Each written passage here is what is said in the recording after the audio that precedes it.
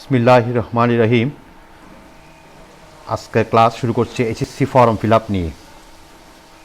2021 সালের পরীক্ষার্থীরা আমাকে বিশেষভাবে অনুরোধ করছে, এ ধরনের কিছু ভিডিও ওরা বুঝতেছে না ফর্ম ফিল আপ। তাছাড়া এই ফর্ম ফিল আপ নিয়মটি বাংলাদেশে বা শিক্ষা বোর্ডে এই প্রথম অ্যাপসের মাধ্যমে হবে, সব কিছু অনলাইন সিস্টেমে। তাই আমি এই ভিডিওটি করার জন্য ইচ্ছা প্রকাশ করেছি।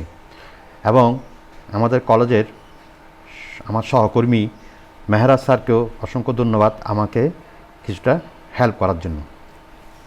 তো শুরু করছি। সকল শিক্ষার্থীকে আমার সালাম ও শুভেচ্ছা। আজকের ক্লাসে সবাইকে স্বাগতম। আমি এস এম ইকবাল, সিনিয়র প্রভাষক, বাওয়া স্কুল ও কলেজ, দামপাড়া, চট্টগ্রাম। আমার মোবাইল নাম্বার, প্রয়োজনে আমার সাথে যোগাযোগ করবেন।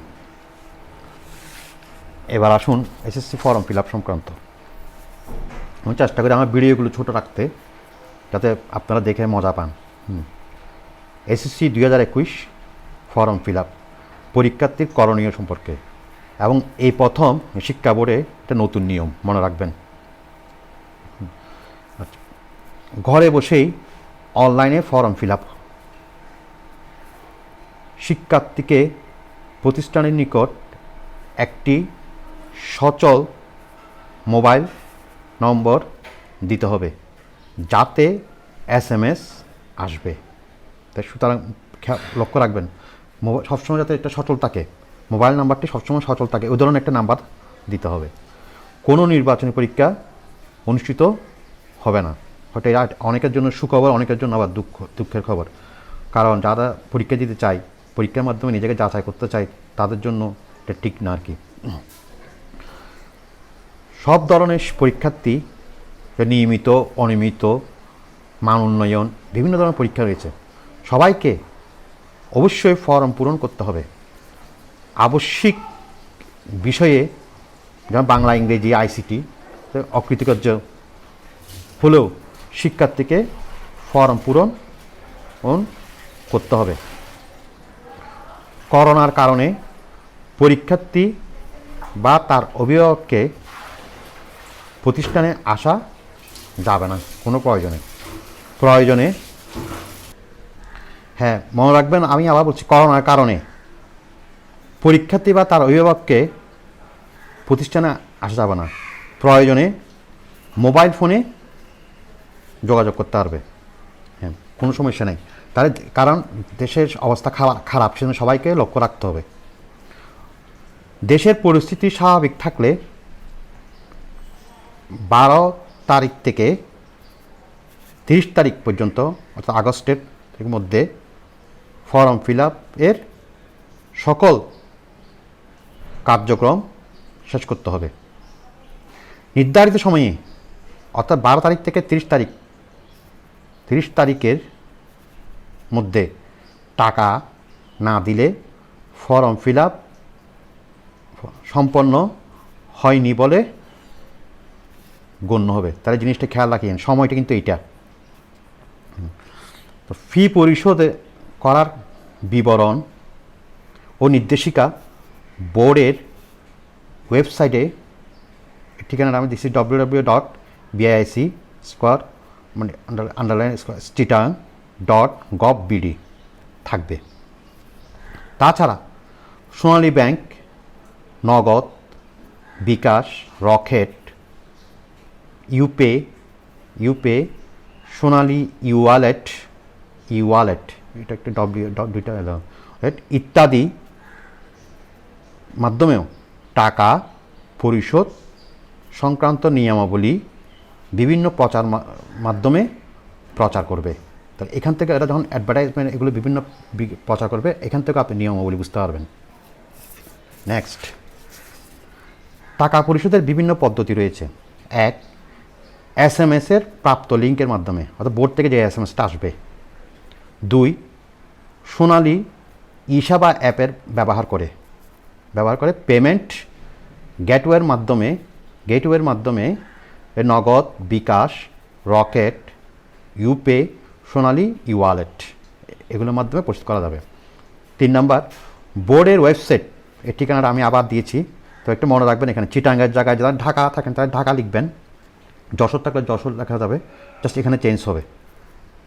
গভ বিডি স্টুডেন্ট প্যানেল থেকেও সোনালী সেবা পেমেন্ট গেটওয়ের মাধ্যমে করা যাবে।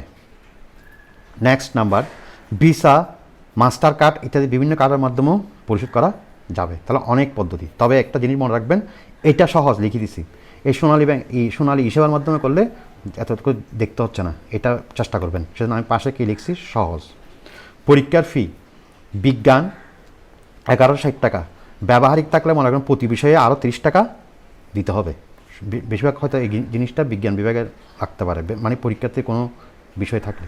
মানবিক ব্যবসা শিক্ষা 1070 টাকা দিতে হবে।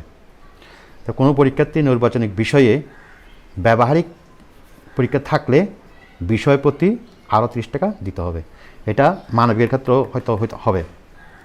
আচ্ছা, এটা আপনি SMS-এর মধ্যে পাবেন। আচ্ছা, তো সোনালী ব্যাংকের মোবাইল অ্যাপ সোনালী ই-সেবা মোবাইলে ডাউনলোড করলে ভালো, মানে আপনার মোবাইলে, অথবা বিভিন্ন বিকাশ যারা পেমেন্ট করে এই কম্পিউটারের দোকান থেকে দেওয়া যেতে পারে এই অ্যাপসের মাধ্যমে, ওদের কাছে গিয়ে আপনি চালিয়ে দিতে পারবেন। নেক্সট আসেন, আমি একটা প্রবাহ চিত্র দিয়েছি কীভাবে আপনি জিনিসটা আরও ধারণা করার জন্য। প্রথমে বোর্ড থেকে আপনার কাছে একটা SMS-এর মাধ্যমে একটা SMS আসবে, ওখানে পরীক্ষার কোন মোবাইল নাম্বারে, পরীক্ষার্থীর প্রদত্ত মোবাইল নাম্বারে, অর্থাৎ আপনি যে মোবাইল নাম্বার দিয়েছেন সেই মোবাইল নাম্বারে একটা বোর্ড থেকে একটা SMS আসবে, তখন থেকে আপনার কাজ শুরু হবে। ওখানে থাকতে পারে কী কী দেখেন, পরীক্ষার্থীর নাম, SSC registration number, SSC roll number, এটা SSC registration number, SSC roll number, যাবতীয় পাওনা পরিশোধের একাধিক পদ্ধতি, যদি অনেক পদ্ধতি আছে সেগুলো এখানে থাকবে। যদি না থাকে SMS এগুলো থাকতে পারে, অথবা না থাকলে SMS-এর মাধ্যমে আপনি এইসব বিষয় জেনে নিতে পারবেন। বোর্ডে SMS দিলে আপনাকে রিপ্লাই দিবে, ওখানে লিঙ্ক পাবেন। আচ্ছা, নেক্সট, এটার তাহলে বোর্ড থেকে SMS আসবে, তারপর আসবে কি, উল্লিখিত টাকা সার্ভিস চার্জ সহ সোনালী ই-সেবার মাধ্যমে পেমেন্ট করবেন। এটা সোনালী ই-সেবাটাই সহজ, আরও অনেক পদ্ধতি রয়েছে। বোর্ডের স্টুডেন্ট প্যানেলে দিতে পারবেন। আমি সেজন্য এখানে বারবার কী করছি, এটার মাধ্যমে পেমেন্ট করার জন্য বলছি, ঝামেলাতে না যাওয়ার জন্য। তারপর আপনার কাছে ফর্ম পূরণ সম্পন্ন হয়েছে এরকম একটা ফিরতি SMS আসবে, তাহলে আপনি স্যাটিসফাইড হয়ে গেছেন। হ্যাঁ, এটা আবার যদি না আসে, যান্ত্রিক কারণে না আসতে পারে, সেজন্য কারিগরি ত্রুটির কারণে পরীক্ষার্থীর কাছে যদি SMS না পেলে বোর্ডের ওয়েবসাইটে স্টুডেন্ট প্যানেল থেকেও তার ফর্ম পূরণের স্ট্যাটাস যে কোনো সময় দেখতে পারবেন আপনি। তাহলে কারিগরি ত্রুটি হলে এটা একটু খেয়াল রাখবেন। এরপরও যদি স্যার সমস্যা হয়, আমি অনেকভাবে দিয়েছি, সমস্যা যদি হয় এই অ্যাপের উপর আমি আরেকটি ভিডিও দিব পরে, তা আমার চ্যানেল সাবস্ক্রাইব করে রাখলে আপনি আশা করি পাবেন। খোদা হাফেজ, সবাই ভালো থাকবেন। আমার চ্যানেলকে সবাই সাবস্ক্রাইব করেন, আমার চ্যানেল ইলমা বুকশেলফ। আমি একটা জিনিস চাচ্ছি, আমি চেষ্টা করছি একটু সিস্টেম দিয়ে সুন্দর করে এগুলো সাজাতে। আমি আবার বলছি, বোর্ড থেকে আপনার কাছে একটা SMS আসবে আপনার মোবাইল নাম্বারে, ওখানে এই জিনিসগুলো থাকবে। হ্যাঁ, আবার থাকতে পারে, না থাকলে SMS বন্ধ জানতে পারবেন। ওখান থেকে এটা পাওয়ার পর আপনি কী করবেন, টাকাটা সার্ভিস চার্জ সহ দিতে হবে। সার্ভিস চার্জ সহ সোনালী ব্যাংকের মাধ্যমে পেমেন্ট করবেন। তো এটা সহজ, এই অনেক পদ্ধতির মধ্যে এটা সহজ। তারপর এটা করার পরে আপনার কাছে একটা ফিরতি SMS আসবে, ফর্ম সম্পূর্ণ হয়েছে। আর না হলে এই সিস্টেমটা খেয়াল রাখবেন এরকম। হ্যাঁ, তা আমি একটা জিনিস চাচ্ছি আপনাদের থেকে, আমি একটা লাইক চাচ্ছি। আমার ভিডিওতে সবাই লাইক দিবেন। ভালো লাগলে সবার কাছে আমার একান্ত অনুরোধ, এটা আমি অনেক টেকনিক দিয়ে সাজিয়েছি, চেষ্টা করেছি। আপনাদের সবাই ভালো থাকবেন, সুস্থ থাকবেন। খোদা হাফেজ। আমার ইলমা বুকশেলফ চ্যানেলকে সবাই লাইক, শেয়ার, সাবস্ক্রাইব করবেন। ভালো থাকবেন সবাই।